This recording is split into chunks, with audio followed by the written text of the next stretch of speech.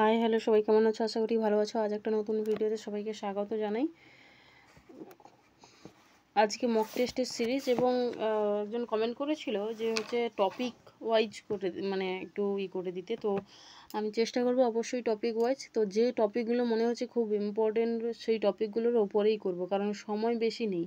এদিকে mock test সবেমাত্র 8টা করলাম, এখনও আছে 20টার মতো মক টেস্ট আছে। তো সেই সমস্ত মক টেস্ট করতে লাগবে।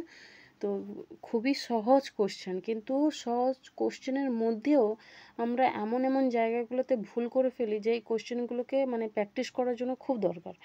তো আমি মনে করি যেহেতু সবাই MA কমপ্লিট করেছো, বিএড করেছো, তো সেহেতু মোটামুটি টুকটাক কেন বলছি, ভালো রকম দর্শনটাকে জানো, যেহেতু দর্শন সাবজেক্ট নিয়ে পড়াশোনা করেছো তুমি।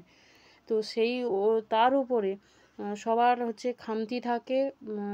বর্তমানে যেটা আমরা ঠিকঠাক করে পড়াশুনো করি না বলো, আর অন্য যেহেতু হায়ার লেভেলে ছিল না তাই অতটাও খেয়াল করে আমরা পড়িনি। সেটা হচ্ছে মনোবিদ্যা এবং সমাজ রাষ্ট্র দর্শন। সমাজ রাষ্ট্র দর্শনে তাও কিছু পার্ট কিছুজন পড়েছে, কিন্তু মনোবিদ্যাটা অনেক সময় অনেক জায়গাতে নেই, যেমন কল্যাণী ইউনিভার্সিটিতে ছিলই না। তো সেখান থেকে আগে ফার্স্ট মনোবিদ্যার কিছু পার্ট আমি তোমাদের অবশ্যই করিয়ে দেবো, এবং অবশ্যই করিয়ে দেবো যে বলছি আমার কিন্তু হাতে লেখা নোট। তো আমি হাতে লেখা নোটই ধরে আমি বলে দেব। তো যদি কারোর মনে হচ্ছে কোনো বই ধরে, তো আমি বই তো নাম বলে রেখেছি যে মনোবিদ্যার জন্য প্রমোদ বন্ধু সেনগুপ্ত, সমরেন্দ্র ভট্টাচার্য, দুটো অবশ্যই দেখতে পারো। এবার আমার নোটগুলো মনে হচ্ছে যে তুমি কোনো কিছু অ্যাড করবে, সেটা তুমি নিজে খাতায় লিখে নিয়ে নোট করে আবার সেটাতে অ্যাড করে নিও, তাহলে তোমার কাছে সেটা আরও একটু বেশি পাওয়ারফুল হলো নোটটা। তো এবার আর কিছু বলছি না, মোটামুটি চেষ্টা করবো আমি করার জন্য। তো ফার্স্ট কোশ্চেনে চলে যাই। বলছে ভারতীয় দর্শনে অন্যতম সাধারণ বৈশিষ্ট্য হলো কি না মুক্তির অনুসন্ধান। মুক্তির অনুসন্ধান হচ্ছে সাধারণ বৈশিষ্ট্য। কেন সাধারণ বৈশিষ্ট্য না, কারণ ভারতীয় দর্শনে সমস্ত কিছুর শেষে কিন্তু মুক্তি লাভের কথা সবাই বলে। সব দর্শনই দেখো যে জগতে আমরা বন্ধন দশা প্রাপ্ত হয়ে আছি, সেটা থেকে কিভাবে মুক্তি পাবো তার জন্যেই দর্শনে এত কিছু আলোচনা। তো সবার শেষে কি গিয়ে পড়ছে মুক্তির অনুসন্ধান, মুক্তিটা কিভাবে আমরা লাভ করব তাই নিয়ে আলোচনা করে। চারপাক মতে সত্য জ্ঞান লাভ কিসের দ্বারা হয়? প্রত্যক্ষ অনুভবের দ্বারা। যে দেখো কিছু প্রথমে যেমন কিছু পাঠ আছে, যেমন চারপাক, বৌদ্ধ, জৈন, ন্যায়, এগুলো সবাই টুকটাক জানো। তো যেমন যোগ দর্শন খুব সহজ একটা যোগ দর্শন। তো যে জায়গাগুলো মনে হচ্ছে আমার কঠিন, বা আমার মনে হচ্ছে যে এই জায়গাগুলো হয়তো একটু সমস্যা হতে পারে, সেই জায়গাগুলো আমি ডিটেলসে কিন্তু বলে দেবো, তাও চেষ্টা করব যতটা পারি অবশ্যই। জৈন দর্শনের প্রধান মতবাদ অনেকান্তবাদ বলতে বোঝায় কি না সত্যের বহুমাত্রিকতা। এই যে সত্যের কথাটা অর্থটাই এটা যে একটা জ্ঞানকে আমরা বিভিন্ন লোকের কাছে বিভিন্ন রকম ধরা পড়ে। যেমন কোনো আম খেতে গেলে কারোর হয়তো সে টক বেশি পছন্দ করে, তো সেই জায়গায় হালকা টক আমটা কিন্তু তার কাছে টকই মনে হবে না, কিন্তু যে টক একদম খায় না বা কম খায় তার কাছে কিন্তু টকটা বেশি মনে হবে। তাহলে একই জ্ঞান, মানে হালকা টক মিষ্টি দুটোই আছে, কিন্তু সেটা দুজনের কাছে দু ধরনের ধরা পড়ছে। তো এই যে সত্যতা, আমের যে সত্যতা, এটা কিন্তু বহুমাত্রিক হলো, মানে বহু জনের কাছে আলাদা আলাদা হলো, এটাই বলা হয়েছে। পতিত সমুৎপাদ তত্ত্ব বা সমুৎপাদবাদ এই বৌদ্ধ দর্শনের কোন মৌলিক তত্ত্বের অন্তর্গত? এটি হবে কার্যকারণ তত্ত্বে। কার্যকারণ তত্ত্বটা কোন জায়গায় আছে, কোথায় আলোচনা করা হয়েছে না বৌদ্ধ দর্শনের দ্বিতীয় আর্য সত্যে, যেখানে দ্বাদশ নিদানের কথা বলা হয়। দ্বাদশ নিদান কি কি? অবিদ্যা, সংস্কার, বিজ্ঞান, নামরূপ, সরায়তন, স্পর্শ, বেদনা, তৃষ্ণা, উপাদান, ভব, জাতি, জরামরণ। টোটাল 12টাকে ভবচক্রও বলা হয়। এই ভবচক্র, দ্বাদশ নিদান, কোন আর্য সত্যে বলা আছে, এইগুলো একটু খেয়াল রেখো, কারণ এইগুলো থেকে কোশ্চেন হতে পারে। পরের কোশ্চেনে চলে যাই। পরের কোশ্চেন হচ্ছে কি না নৈয়ায়িকদের মতে জ্ঞানের প্রথম উৎস কি হবে? নৈয়ায়িকদের মতে প্রথম জ্ঞানের উৎস হচ্ছে প্রত্যক্ষ। প্রত্যক্ষ কাকে বলে? মহর্ষি গৌতম বলেছেন যে ইন্দ্রিয়ার্থ সন্নিকর্ষ উৎপন্ন জ্ঞানম অব্যাপ্যদেশম অব্যভিচারী ব্যবসায়গতম প্রত্যক্ষম। এটা সংস্কৃত শ্লোকের কথা বলেছেন। এই যে অব্যাপ্যদেশম, অব্যভিচারী, ব্যবসায়গতম, এইগুলো প্রত্যেকটা ট্রামের কিন্তু অর্থ জানতে হবে। কোথাও গিয়ে তুলে দিল যে এই ট্রামটার অর্থ কি বলো, তো তখন কিন্তু বলতে লাগবে। এরকম একটা কোয়েশ্চেনও আছে আমার, দেখ আমি পরে যখন সেট করাবো সেই সেটগুলোর মধ্যেই আছে যে ন্যায়মতে অব্যভিচারী শব্দটির অর্থ কী। তোমাকে বলতে হবে ন্যায়মতে অব্যভিচারী শব্দের অর্থ কী। সেখানে তুমি কি বলবে আগে বলো না। এখানে হচ্ছে অভ্রান্ত, অব্যভিচারী কথা অর্থে যে ব্যভিচারী হবে না, যে ভ্রান্ত জ্ঞান দেবে না, এটা।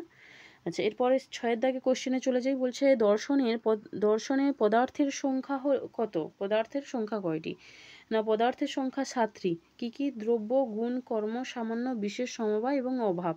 প্রথম 6টি হচ্ছে ভাব পদার্থ, আর অভাব হচ্ছে অস্তিত্বশীল মানে বর্তমানে নেই সেই জিনিসের অভাব, অভাবটা হচ্ছে অভাব। আচ্ছা, সাংখ্য দর্শনের মতে প্রকৃতি কয়টি মূল উপাদান দ্বারা গঠিত? 3টি মূল উপাদান দ্বারা গঠিত। কি কি? সতরজতমের সাম্য অবস্থা হচ্ছে প্রকৃতি হচ্ছে সাম্য অবস্থা হচ্ছে প্রকৃতি। আচ্ছা, বৈশেষিক দর্শনে পদার্থ কিন্তু 7টি, কিন্তু দ্রব্য 9টি। যদি এখানে দ্রব্যের কথা বলতে হচ্ছে বৈশেষিক দর্শনের দ্রব্যের সংখ্যা কয়টি, তখন কিন্তু 9টি হতো। কি কি?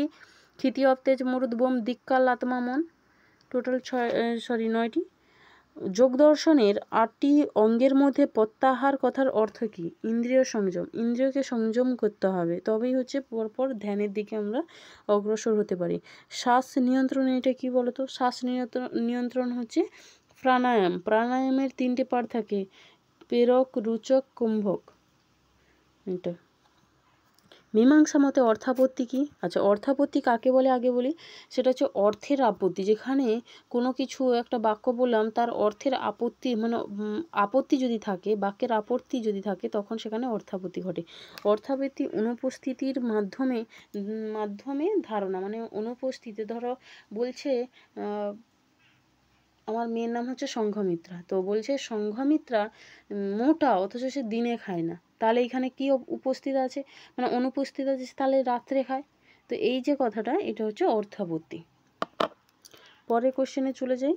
বলছে শঙ্করাচার্যের মতে মায়া হলো কি? শঙ্করাচার্যের মতে মায়া হলো অবাস্তব বিভ্রম। মায়ার সম্পর্কে তিনি বলেননি, তিনি বলেননি না, তিনি বলেছেন একটা মায়ের একটা বড় লক্ষণ আছে, যেখানে ভাবরূপ অনির্বচনীয়, এই যে কথাগুলো, এগুলো হচ্ছে সদানন্দ যোগীন্দ্র বলে একজন দার্শনিক, তিনিই বলেছেন যতটা সম্ভব বেদান্ত সার গ্রন্থে। এটা অ্যাকচুয়ালি আমি তোমাদের একটু কনফিউশন আছে, তো আমি তোমাদের অবশ্যই এটা কনফিউশনটা পরে আমি একটা ভিডিওতে যখন আসবো তখন আমি বলে দেবো। যতটা সম্ভব মায়ার যে লক্ষণ, বড় একটা লক্ষণ দিচ্ছে, এবং লক্ষণটা সম্পর্কেও বলে দেব। কিন্তু শঙ্করাচার্য বলেছেন মায়া হচ্ছে অভ্রান্ত এবং মিথ্যা, এবং আমরা জগৎকে আমরা জানি এই যে মায়ের মধ্যে দিয়ে মায়ের দুটো শক্তি, সেটা আবরণ এবং বিক্ষেপ, এবং মায়া হচ্ছে ব্রহ্মকে আশ্রয় করে থাকে। এই সমস্ত কিছু শঙ্করাচার্য মায়া সম্পর্কে বলেছেন। পরের কোশ্চেনে চলে যাই। পরের 11 নম্বর কোশ্চেন। 11 দাগে বলেছে যে নৈতিকতা বলতে বোঝায় কি? নৈতিকতা বলতে কি বোঝায়?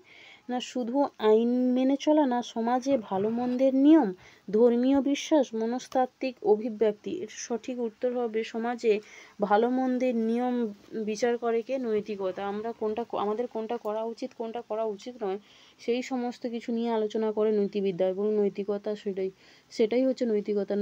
নীতিবিদ্যার মধ্যেই যেখানে ভ্রূণ হত্যা, প্রাণী হত্যা, পরিবেশকে আমরা কীভাবে মানে টর্চার করছি, বা কিভাবে আমাদের সংরক্ষণ করা উচিত, ভবিষ্যৎ প্রজন্মের জন্য যে পরিবেশকে কি করে সংরক্ষিত করে রাখা যায়, এই সমস্ত কিছু পরিবেশ নীতিবিদ্যা হোক, টোটাল হচ্ছে নীতিবিদ্যার পার্ট এগুলো।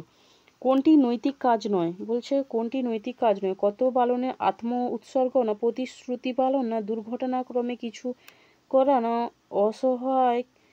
অসহায়কে সাহায্য করা। এর সঠিক উত্তর হবে কি? দুর্ঘটনাক্রমে কিছু করা। তখন দুর্ঘটনাভাবে যদি কোনো ঘটনা ঘটে, সেই ক্ষেত্রে ধরো হাত থেকে হঠাৎ মাত্র গ্লাস পড়ে গেল, যে এই যে ঘটনাটা, এটা আমরা কিন্তু ইচ্ছাকৃত করি না, তো এর জন্য এটা হচ্ছে অনৈতিক ক্রিয়া, যেটা ইচ্ছাকৃত আমরা না করি। ধরো ইচ্ছা করে গ্লাসটাকে ভেঙে ফেললাম, সেটা কিন্তু উচিত নয়। এর জন্য বলে ওই কাজটা ভালো নয়, ওই কাজটা ঠিক নয়। তো এটা তোমাকে তখনই বলছে। কিন্তু যখনই অনিচ্ছা সত্ত্বেও, অর্থাৎ আমাদের ইচ্ছা নেই, কিন্তু আমরা হচ্ছে মানে আমরা ভুলবশত আমাদের হাত ফসকে পড়ে গেল, তখন বললাম যে ওইটা ঠিক আছে, ওটা তোমার পড়ে গেছে, আর কোনো ব্যাপার নয়, কারণ তুমি তো ইচ্ছে করে ভাঙোনি। তখনই ওইখানে ইচ্ছে করে ভাঙনি, এই কথাটার অর্থই হচ্ছে তুমি মানে ইচ্ছাকৃতভাবে তুমি করছো না, সেখানে নৈতিকভাবে করছো না, অনৈতিকভাবে হয়ে গেছে। আচ্ছা, এরপরের কোশ্চেনে চলে যাবে, বলছে নৈতিক সিদ্ধান্তের মুখ্য বিষয় কি?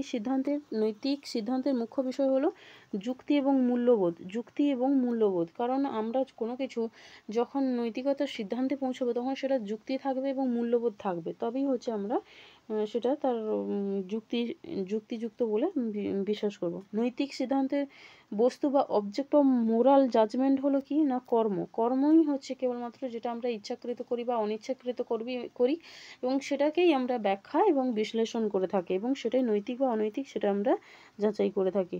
নৈতিকতার একটি প্রধান অনুষঙ্গ হলো কি মুক্ত ইচ্ছা, মানে আমি ইচ্ছা, ফ্রি উইল, মানে স্বাধীনভাবে নিজ ইচ্ছায়, স্ব ইচ্ছায়, এই যে কথাটা বলে স্ব ইচ্ছায়, মানে কোনো পিছন থেকে কেউ ধাক্কা মারছে না যে তোমাকে করতেই হবে, এই যে এইটা হচ্ছে না, এটা হচ্ছে মুক্ত ইচ্ছা। তো প্রধান নৈতিকতার যে বিষয় আমরা আলোচনা করি বা সমালোচনা করি, সমস্ত কিছু তারই করি যেটা হচ্ছে আমরা ইচ্ছাকৃতভাবে করি। তারপরে কোশ্চেনে চলে যে বলছে প্রতিরোধমূলক শাস্তি বা ডিটারেন্ট পানিশমেন্ট থিওরি, যে তার উদ্দেশ্যটা কি, তার উদ্দেশ্য কি সেটা বলতে হবে। তার উদ্দেশ্য হচ্ছে অপরাধীর প্রতি সহানুভূতি, না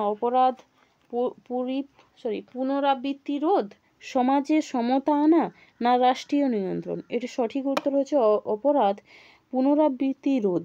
এটা কোনটি সঠিকভাবে হেডোনিজমের বর্ণনা করে? কোনটি হেডোনিজম কথার অর্থ হচ্ছে আনন্দভাব, সেখানে আনন্দ সব সময়ের জন্য মূল লক্ষ্য হবে। আর কর্তব্য প্রধান কি? কর্তব্য নীতিবিদ্যাতে কর্তব্য ডিওন্টোলজিক্যাল থিওরি। আচ্ছা, তারপরে কোশ্চেনে চলে যাই, বলছে মিলের মতে নৈতিক সিদ্ধান্ত নির্ভর করে কোথায়? না কর্তব্য পালনের ইচ্ছার ওপর, না কার্য থেকে অর্জিত আনন্দের ওপর, ঈশ্বরের ইচ্ছার ওপর, না সামাজিক নিয়ন্ত্রণের ওপর। মিলের যে নৈতিক সিদ্ধান্তটা কিসের ওপর নির্ভর করে? না কার্য থেকে অর্জিত আনন্দের উপর। কেন বললাম? না বলছেন তিনি তো হচ্ছে পরসুখবাদী, সেই জায়গাতে তিনি বলছেন যে যখনই আমরা কোনো কিছু কাজ করব বা কোনো কিছু জিনিস করছি সেটা যেন সব লোকের, মানে সর্বাধিক লোকের সুখদায়ক হয়, সর্বাধিক লোকের সর্বাধিক সুখ প্রাপ্তি হয়, তখনই সেই কাজটা ভালো বলবো আমরা। তো কার্য থেকে অর্জিত আনন্দের ওপর নির্ভর করবে। আচ্ছা, এরপরে কোশ্চেনে চলে যাই, এই যে অ্যাক্ট অন্টোলজিক্যাল থিওরি মূলত বিশ্বাস করে কি? অ্যাক্ট অন্টোলজিক্যাল থিওরি মূলত বিশ্বাস করে কাকে? কর্মের ফলাফলের মুখ্য, না ব্যক্তিগত সুখী মুখ্য, না কর্তব্য পালন নিজেই যথেষ্ট, সমাজের নীতির ওপর নির্ভর। এটার সঠিক উত্তর কি হবে?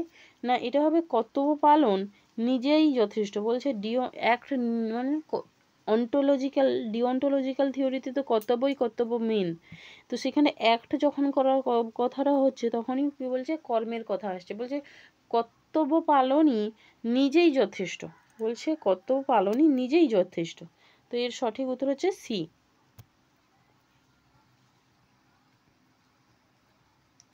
পরিবেশগত নীতিবিদ্যা বা এনভায়রনমেন্টাল এথিক্সের লক্ষ্য কি? এর লক্ষ্য সবসময় যেন পরিবেশের সঙ্গে নৈতিকতা বা পরিবেশের সঙ্গে মানুষের সামঞ্জস্য বজায় রাখা, পরিবেশকে শতমূল্যবান হিসেবে গ্রহণ করা। আর যেমন যেখানে ভাগ করে যায় যে মানবকেন্দ্রিক মানবকেন্দ্রিকের মধ্যে মানুষকে বেশি গুরুত্ব দিচ্ছে, আর অমানব কেন্দ্রিকের মধ্যে সব দুজনেকেই তখন গুরুত্ব দিচ্ছে। তো এটাই বলছে পরিবেশ নীতিবিদ্যাতে বলা হয় যে প্রকৃতির সঙ্গে নৈতিক সম্পর্ক স্থাপন করতে হবে এবং প্রকৃতির যে ক্ষয়ক্ষতি আমরা করছি সেটা যতটা সম্ভব কম করতে হবে। প্লেটোর রূপতত্ত্ব বলতে কি বোঝায়? প্লেটোর রূপতত্ত্ব বা থিওরি অফ ফর্মস মানে আকারবাদের কথা বলছে, যে বস্তুগত রূপের বাস্তবতা, সকল বস্তু ঈশ্বরের সৃষ্টি, ইন্দ্রিয়াতীত চিরন্তন আদর্শ রূপের অস্তিত্ব, জড় পদার্থই চূড়ান্ত বাস্তব, এর সঠিক উত্তর কী হবে? না, এর সঠিক উত্তর সি হবে। কেন বলো তো? না, যে আকারবাদের কথা বলেছে, যেটা আমরা সামান্য হিসেবে ধরি, সহজ ভাষায় সামান্য, মনুষ্যত্বের মধ্যে মানুষের মধ্যে মনুষ্যত্বটা হচ্ছে সামান্য, যেটা ইন্দ্রিয়াতীত, মানে আমরা ইন্দ্রিয়ের মাধ্যমে দেখতে পাই না, চিরন্তন বাস্তব, আদর্শ রূপে, মানে একটা আদর্শ, যে মানুষ মানে তার মধ্যে মনুষ্যত্ব থাকতে হবে, এটা একটা আদর্শ, তাহলে এটা হবে অতীত, চিরন্তন, আদর্শ রূপে অস্তিত্বশীল। আচ্ছা, এরপরের কোশ্চেনে চলে যে বলছে অ্যারিস্টটল কত প্রকার কারণের কথা বলেছেন? সবাই জানো 4 প্রকার: উপাদান কারণ, নিমিত্ত কারণ, না, ফার্স্ট হচ্ছে আকার কারণ, উপাদান কারণ, নিমিত্ত কারণ, পরিণতি কারণ, টোটাল 4টি কারণ। দেকার্তের কজিটো আর্গো সামের অর্থ কী? দেকার্তের কজিটো আর্গো সামের কথার অর্থই হচ্ছে আমি চিন্তা করি অতএব আমি আছি। এবার অনেক জায়গাতে এরকম দেওয়া থাকে আমি ভাবছি অতএব আমি আছি, তখনও কিন্তু সেম, কারণ তখনও চিন্তা করা হচ্ছে যে আমি আছি। এই কথাটা কিন্তু ভুলে যেও না যে আমি ভাবছি অতএব আমি আছি, এই কথাটা যদি থাকতো এখানে, কিন্তু তাহলে সেটা হতো। আর বাকি দেখো আমি অনুভব করছি, এটা হবে না, কারণ আমি অনেক কিছু অনুভব করি, তো সেটা হবে না। মোটামুটি আমি চিন্তা করি অতএব আমি আছি। পরের কোশ্চেনে চলে যাই, বলছে 24 দাগে কোশ্চেনে কি আছে, দেকার্ত আত্মা ও দেহের সম্পর্ক কিভাবে ব্যাখ্যা করেছেন? না, বলেছেন যে পরস্পর স্বতন্ত্র কিন্তু আন্তর্ক্রিয়াশীল, বলছে একে অপরের সঙ্গে সম্পর্ক। এই যে দেহ মন সম্পর্কিত মতবাদটা ব্যাখ্যা করতে গিয়ে দেকার্ত কিন্তু পিনিয়াল গ্রন্থির কথা বলেছেন, যার দ্বারা আমাদের দেহ মন দুটোই হচ্ছে নিয়ন্ত্রিত হয় বলে তিনি অ্যাকচুয়ালি একটা যন্ত্রের মাধ্যমে যে ব্যাখ্যা করেন, তিনি হচ্ছে আমার মানুষের মধ্যে পিনিয়াল গ্রন্থির কথা বলেছেন। তো এই পিনিয়াল গ্রন্থি কিন্তু খুব আসে কোশ্চেন, মানে কোশ্চেন হিসেবে আসে যে দেকার্তের দেহমন সম্পর্কিত মতবাদে কি কোন গ্রন্থির কথা বলা হয়েছে, কোন গ্রন্থি, তখন কিন্তু পিনিয়াল গ্রন্থির কথা হবে। এই কোশ্চেনটা কিন্তু মানে খুব আসে। যেমন ধরো এই সামনে যে বিহারের টিআরই হয়ে গেল 3, টিআরই 3-তে এই কোশ্চেনটা এসেছিলো যে দেকার্তের দেহ মন সম্পর্কিত মতবাদে কোন গ্রন্থির কথা বলেছেন, সেটা হচ্ছে পিনিয়াল গ্রন্থি। পরের কোশ্চেনে চলে যাই, বলছে স্পিনোজার মতে সাবস্ট্যান্স কি? স্পিনোজার মতে সাবস্ট্যান্স হলো ঈশ্বর, প্রকৃতি এবং এক ও অভিন্ন। এটা বলেছেন যে ঈশ্বর ও প্রকৃতি এক এবং অভিন্ন। পরের কোশ্চেন 26 দাগের কোশ্চেন কি আছে না, 26 দাগের কোশ্চেন বলছে লাইবনিজের মতে মোনাড হলো বস্তুগত অণু না অজড় চেতনহীন চেতন শক্তি সম্পন্ন একক সত্তা? ঈশ্বর বিকিরণ বলছে অচেতন কণা, এটা হবে তোমার না 26 দাগে বি হবে। কেন না, বলছে অজড় চেতন শক্তি সম্পন্ন এক সত্তা, এটাই হবে। এই যে বাকি অপশনগুলো দিয়েছে তার মধ্যে বি হচ্ছে সঠিক অ্যান্সার, যেখানে গবাক্ষহীন মোনাড এবং একে অপরকে যেমন প্রভাবিত করতে পারে না, অন্যের দ্বারাও বাইরে কোনো কিছু দ্বারা প্রভাবিত হবে না, নিত্য এবং সক্রিয়, এইগুলো হবে। লকের মতে জ্ঞানের উৎস কি? অভিজ্ঞতা, এটা সবাই জানে, জ্ঞানের উৎস হচ্ছে অভিজ্ঞতা। বার্কলের মতে এসেস্ট পারসিপির অর্থ কি? এটার অর্থ হচ্ছে যা উপলব্ধি করা যায় না তার অস্তিত্ব নেই, মানে আমরা বলছি যে যা কিছু প্রত্যক্ষটি তারই কেবলমাত্র অস্তিত্ব আছে, যার প্রত্যক্ষযোগ্য মানে যাকে প্রত্যক্ষ করতে পারছি না তার অস্তিত্ব নেই, যার প্রত্যক্ষ করতে পারছি না তার অস্তিত্ব নেই। পরের কোশ্চেনে চলে যাই, হিউমের মতে কারণ সম্পর্ক হলো কি না অভ্যাসগত সংযোগ। হিউমের কার্যকারণ তত্ত্বের নাম কি? হিউমের কার্যকারণ তত্ত্বের নাম হচ্ছে কি না সতত সংযোগ তত্ত্ব, যেখানে হচ্ছে কি নিয়ে আলোচনা করা হয়, যেখানে হচ্ছে তোমার অভ্যাসগত সংযোগ নিয়ে আলোচনা করা হয়। এখানে বলা হয়েছে যে বারবার কোনো একটা ঘটনা কে প্রথম যেটা ঘটছে সেটাকে প্রথম দেখলাম, তারপরে হচ্ছে দ্বিতীয় ঘটনাটাকে ঘটতে দেখলাম, তো প্রথমটাকে কারণ বললাম, দ্বিতীয়টাকে কার্য বললাম। এটা আমরা অভ্যাসগত ভাবি, যেমন খাদ্য মানে খিদা পেলে খাবার খাই, খিদা পাওয়াটা হচ্ছে প্রথম কারণ আর খাওয়াটা হচ্ছে কার্য। তো এটা বলছে এটা আমাদের অভ্যাসজাত ক্রিয়া, এখানে কোনো অনিবার্য সম্পর্ক নেই। কান্টের মতে কোপার্নিকাস রেভলিউশন ইন ফিলোসফি বলতে কোপার্নিকাস রেভলিউশন বলতে পরিবর্তন, বিপ্লবের কথা বলেছেন, যেখানে হচ্ছে বস্তু আমাদের বশে চলে না, আমরা বস্তু জ্ঞান নির্মাণ করি। ফার্স্ট ছিল যে আমরা বস্তুকে প্রথম জানতে পারি, তারপরে আমরা জ্ঞানকে জানতে পারি। কারেন্ট এসে বললেন যে না, আমরা জ্ঞান অনুসারে আমরা বস্তুকে তৈরি করি এবং সেটা আমরা জানতে পারি। পরে কোশ্চেনে চলে যাই, বলছে 31 দাগে কোশ্চেন কি আছে, মনোবিজ্ঞানে অন্তর্দর্শন হলো কি না অন্তর্জগতের আত্মসমীক্ষা। অন্তর্জগতে আত্মসমীক্ষা কার সম্ভব না আমাদের নিজেদের সম্ভব, এবং আমরা আমাদের অনুভবগুলি সম্পর্কে যদি সচেতন এবং সমস্ত ধরনের জ্ঞান আমাদের থাকে, তবেই আমরা অন্যের যে বিহেভিয়ার, অন্যর যে চালচলন, সেটা দেখে আমরা অনুমান করতে পারি যে কি ধরনের সে বিহেভটা করছে। ওয়েবার এবং ফেকনারের সূত্র হলো, ওয়েবার ফেকনারের সূত্র কোথায় আমরা পাই, সংবেদনায় পাই। সংবেদন ও তার পরিবর্তন অনুভব, এইখানে ওয়েব এবং ফেকনারের সূত্রের কথা, সূত্রটা মনে আছে? এস এস সমান সি লোগো আর, সি লোগো আর যতটা সম্ভব, হ্যাঁ। আর ওয়েবারের একটা সূত্র ছিল ডিআর বাই আর সমান সি, সির মান হচ্ছে 1, যেটা অপরিবর্তিত ভগ্নাংশ, আর নিচে হচ্ছে আর হচ্ছে উদ্দীপক। আচ্ছা চলো পরের কোশ্চেনে চলে যাই। বলছে সংবেদন এবং ধারণার মধ্যে পার্থক্য কি? সংবেদন এবং ধারণার মধ্যে পার্থক্যটা হলো না, সংবেদন হচ্ছে সরাসরি হয় আমাদের, ধারণা হচ্ছে ব্যাখ্যামূলক।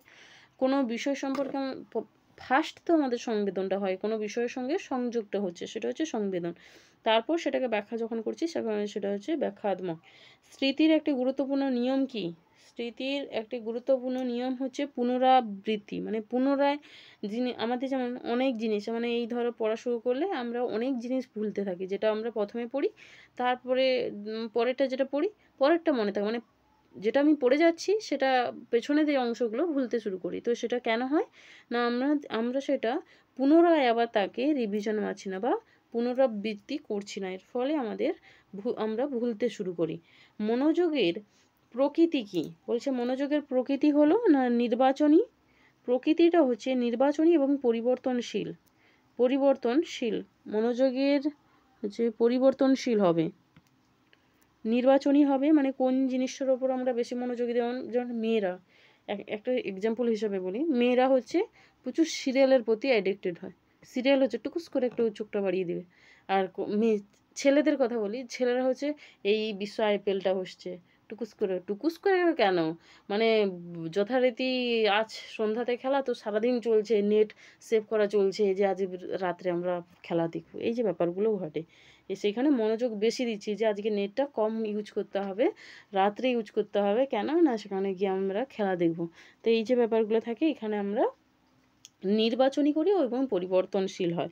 শিখনের ট্রায়াল এবং এরর, এটা হচ্ছে ভুল এবং পরীক্ষামূলক তত্ত্বটি কার? এটা থর্নডাইকের।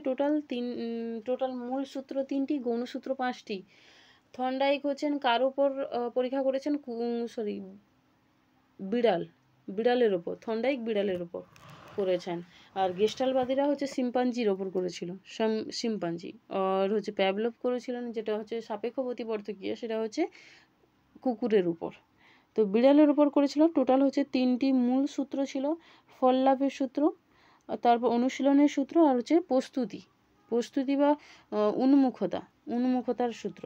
টোটাল আরও 5টা সূত্র আছে যেগুলোকে অতটাও পড়ে না, কিন্তু মুখ্য গুণগুলি পড়ে থাকে, যে কোনটা বা কি এইগুলো। পরের কোশ্চেনে চলে যাই। বলছে ফ্রয়েডের মতে স্বপ্ন কি? স্বপ্ন হচ্ছে অবধারিত ইচ্ছার প্রকাশ, সেটাও আগে করেছি, আগে একটা সেটের মনে হয় কোশ্চেনে করেছি, অবদমনের ইচ্ছার প্রকাশ। হ্যাঁ, একটা জিনিস ভালো বলে রাখি, সেটা হচ্ছে যখন আমরা কোশ্চেন সলভ করছি, তো কোশ্চেন সলভ করতে করতে একটা সময় দেখবে যে মনে হচ্ছে যে এই কোশ্চেনগুলো তো আগেও করেছি, মানে তখন কি হচ্ছে, তুমি করতে করতে এতটাই মানে অভ্যস্ত হচ্ছ, তো সেখানে তোমার ইমপ্রুভ হবে। আইকিউ নির্ণয় পদ্ধতি সবচেয়ে আগে চালু করেছিলেন কে? না বিনে এবং সিমন। 2-ফ্যাক্টর থিওরি অফ ইন্টেলিজেন্সি, এটা হচ্ছে বুদ্ধির দ্বিতত্ত্ব, কে স্বীকার করেছেন? না স্পেয়ারম্যান করেছেন। সেখানে দুটো তত্ত্বের কথা বলেন কি না, জি আর এস। হ্যাঁ, জি আর এস। এস হচ্ছে অসংখ্য, জি হচ্ছে সাধারণ, বিশেষ মানসিক সাধারণ মানসিক ক্ষমতা, আর এস হচ্ছে স্পেশাল মানসিক ক্ষমতা, অর্থাৎ বিশেষ মানসিক ক্ষমতা, যেখানে হচ্ছে বিশেষ মানসিক ক্ষমতাটা হচ্ছে অনেক অসংখ্য হয়, আর যে জি হচ্ছে একটা হয়। আচ্ছা, গেস্টাল শিখন তত্ত্ব জোর দেয় কার ওপর? সমগ্র রূপ উপলব্ধির ক্ষেত্রে। গেস্টাল কথাটার অর্থই হচ্ছে সমগ্র রূপ, উপাদান, সমগ্রতা, এইগুলো। তো এখানে সেটার ওপর হবে। নিম্নলিখিত কোনটি একটি শ্রেণীবাচক বচন? শ্রেণীবাচক তো সবাই জানে, নিরপেক্ষ বচনে, যেখানে সকল মানুষের মননশীল। আর তুমি দরজাটা বন্ধ করে দাও, মানে এই যে কথাটা বলছি, তুমি দরজা বন্ধ করো, মানে আমি এটা আদেশ করছি, যেটা তুমি বন্ধ করো। যদি বৃষ্টি হয়, মানে এটা সাপেক্ষ বচন, তারপরটাও সাপেক্ষ। তো একটাই হচ্ছে যেটা শ্রেণীবাচক বচন, সেটা হচ্ছে সকল মানুষ হয় মরণশীল জীব। আচ্ছা, তারপরে কোশ্চেনে চলে যাই, 42 দাগের কোশ্চেন। 42 দাগের কোশ্চেনে বলা হয়েছে যে কিছু কবি শিল্পী, এখানে কিছু শব্দটি অর্থ কি, কাকে বোঝায়? না অস্তিত্বকে বোঝাচ্ছে, মানে কিছু সংখ্যকের, মানে যার অস্তিত্বটা আছে তাকেই বোঝাচ্ছে যে কিছু সংখ্যক কবি হচ্ছেন যারা শিল্পী। সকল মানুষ হয় মরণশীল জীব, এটা আবর্তন করলে কি হবে না, এ বচন থেকে আবর্তন করলে আই বচনে যাবে, তাহলে কিছু মরণশীল, কারণ বিধেয়টা উদ্দেশ্য স্থানে যাবে, তো তাহলে হচ্ছে সি হবে। তো নিম্নলিখিত, পরের কোশ্চেনে 44 থেকে কোশ্চেন কি আছে, নিম্নলিখিত কোনটি চতুর্বর্গকোণের অন্তর্গত নয়? এইটা সিনথেসিস। আচ্ছা, এইখানে দেখো নামগুলো কেমন কেমন করে দিয়েছে, বিরুদ্ধতা, বিপত্তি, তারপরে হচ্ছে দিয়েছে উপপত্তি, এটা মানে উপপত্তি মানে হচ্ছে অসম বিরোধিতা, আর বিপত্তি হচ্ছে বিপরীত বিরোধিতা, এখানে দেওয়া শুধু নেই, অধীন বিপরীত বিরোধিতাটা দেওয়া নেই। আচ্ছা, পরের কোশ্চেনে চলে যাই।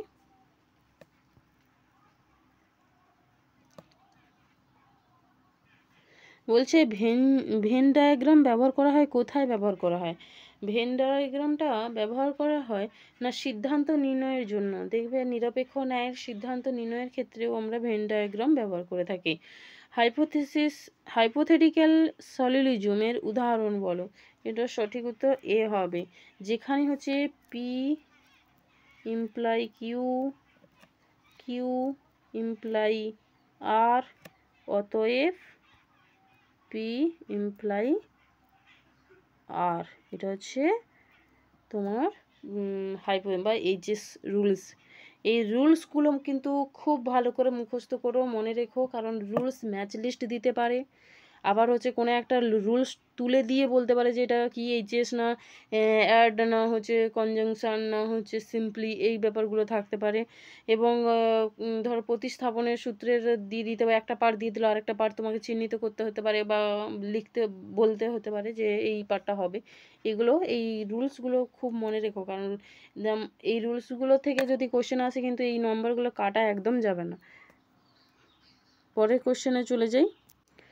বলছে সত্যাপেক্ষক বা truth function P imply Q কখন মিথ্যা হবে? যখন আশ্রয় প্রথমটা হচ্ছে টি হবে, দ্বিতীয়টা ফলস হবে, অর্থাৎ পি সত্য কিউ মিথ্যা, একদম একের দাগে, তখন হচ্ছে ফলস হবে। বলছে নিম্নলিখিত কোনটি মিলের ব্যতিরেকী পদ্ধতির উদাহরণ? মিলের ব্যতিরেকী পদ্ধতির উদাহরণ বলতে হবে তোমাকে। কি না, মিলের ব্যতিরেকী পদ্ধতিতে কিন্তু দুটোই হচ্ছে নগর্থক হবে। বলছে দুটি জায়গায় একরকম খাওয়া হলো, একটা জায়গায় এক জায়গায় অসুস্থ দেখা দিল, মানে প্রথমটা হচ্ছে বাড়ছে, আবার তারপর কমছে, মানে নেগেশন ব্যাপারটা থাকে আর কি ব্যতিরেকী পদ্ধতিতে। সব এস হয় পি, এর ভেনচিত্রে হচ্ছে কী হবে না, এসের যে অঞ্চলটা সেটা কিভাবে দেখানো হবে? পির বাইরের অংশে দেখানো হবে, মানে পিকে বাদ দিয়ে আর বাকি সব অংশটা এসের সম্পূর্ণ অংশটা দেখানো হবে। তাহলে এটা হচ্ছে কি হবে না, আচ্ছা সব এস হলো পি, সরি এটার অ্যান্সার হবে না সি হবে, কারণ বলছে সব এস হয় পির সম্পূর্ণ, পির মধ্যেই সম্পূর্ণ, বলছে তারপরে কোশ্চেন কি বলেছে যে হাইপোথিসিস বলতে কি বোঝো? হাইপোথিসিস বলতে কি বোঝো? হাইপোথিসিস বলতে কোশ্চেন কি দিয়েছে, মানে অপশান কি দিয়েছে, বলছে যুক্তি প্রমাণিত সিদ্ধান্ত, ভিত্তিহীন অনুমান, একটি সম্ভাব্য ব্যাখ্যার প্রস্তাব। এইটা হবে একটি সম্ভাব্য ব্যাখ্যার প্রস্তাব। কারণ হাইপোথিসিস বলতে হচ্ছে কোনো কিছু জিনিস দেওয়া যেগুলো ধরে আমরা কোনো কিছুর অনুমান বা শেষ সিদ্ধান্তে পৌঁছে দেবে। তাহলে সম্ভাব্য ব্যাখ্যার একটা প্রস্তাব দিচ্ছে। সামাজিক গোষ্ঠী বলতে কি বোঝায় বা সোশ্যাল গ্রুপ বলতে কি বোঝো?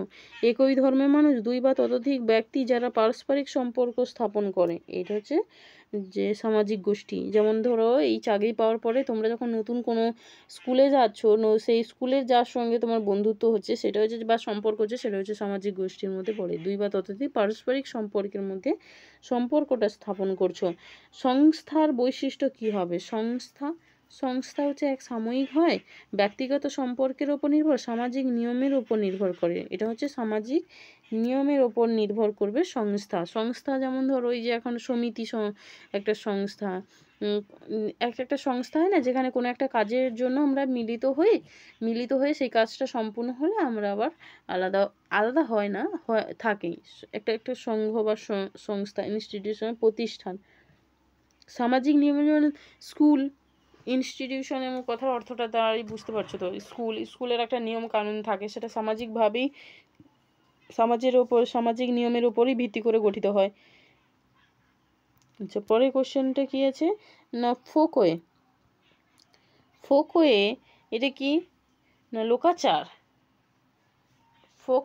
লোকাচার বলতে কি না, প্রচলিত সামাজিক রীতিনীতি, এটাকে বোঝায়, সিকে বোঝায়। তাহলে এটা কি হলো না, সিকে বোঝায়। পরের কোশ্চেনে চলে যাই। বলছে কাস্ট ব্যবস্থা কাস্ট ব্যবস্থার প্রধান বৈশিষ্ট্যটা কি হবে? এটা জন্মগতভাবে, কাস্টটা সবসময় জন্য জন্মগতভাবেই সিদ্ধ হচ্ছে মানে এখন কেন, সবসময়ই হচ্ছে। যখন থেকে এই সিস্টেমটা এসছে তখন থেকেই হচ্ছে প্রথাগতভাবেই সে যে বংশে জন্ম করে সেই অনুসারে সে কাস্ট পায়। শ্রেণীচেতনা বা ক্লাস কনসাসনেস বলতে কি বোঝায় কি না, রাজনৈতিক সচেতনতা, না ধর্মীয় চিন্তাভাবনা, না নিজ নিজ শ্রেণীর প্রতি সচেতনতা ও ঐক্যবদ্ধ। এটা হচ্ছে সঠিক উত্তর সি হবে, যে নিজ নিজ শ্রেণীর প্রতি সচেতনতা ও ঐক্যবোধ। কার মতে সমাজ পরিবর্তন ঐতিহাসিক বস্তুবাদ বা হিস্টোরিক্যাল মেটেরিয়ালিজম দ্বারা সংগঠিত হয়? কার মতে না, এটা হবে কার মতে না, মার্ক্সবাদী তো সমাজ পরিবর্তনেরই কথা বলেন। পরের কোশ্চেনে চলে যাই। বলছে সার্বভৌমত্ব সত্যিকারের জনগণের মধ্যে নিহিত থাকে। এই কথাটা কোন শাসন ব্যবস্থায় বলা হয়? এটা গণতন্ত্রে বলা হয়। যে সার্বভৌমত্ব, যেমন আমাদের হচ্ছে গণতন্ত্রে বলা হয়, যেমন সংবিধানে কি বলা হয়, যে সবাইকে সার্বভৌমিকভাবে অধিকার দিতে হবে, সেটাই বলা হয়। গান্ধীজির ট্রাস্টিশিপ বা ট্রাস্টি তত্ত্বের মূল উদ্দেশ্য কি? বিদ্যমানদের সম্পদ সরকারের হাতে তুলে দেওয়া, সম্পদের ন্যায় বন্টন ও সামাজিক দায়িত্ববোধ গড়ে তোলা। এটাই হবে, বি হবে। সম্পদের ন্যায় বন্টন ও সামাজিক দায়িত্ববোধ গড়ে তোলা। গান্ধীজির অহিংসা ধারণা কোন ধর্মীয় নীতির ওপর প্রতিষ্ঠিত? অহিংসা, এটা হচ্ছে জৈন আর বৌদ্ধদের ধর্ম। ইউটোপিয়ান সমাজতন্ত্রের প্রধান বৈশিষ্ট্য কি?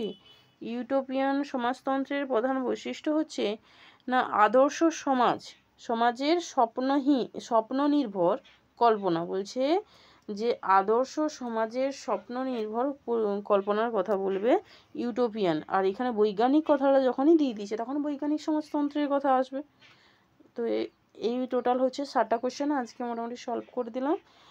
এরকম একটা করে নতুন অবশ্যই মক টেস্ট আনবো পরীক্ষার আগে পর্যন্ত। আশা করছি আমার কাছে যত ধরনের মক টেস্টগুলো আছে, বই বলো যাই বলো, আমি যেটা থেকে দিচ্ছি তোমাদের বই থেকেই তো দিচ্ছি, তো বইয়েরও নাম আমি বলে দিয়েছি, 7টা বই।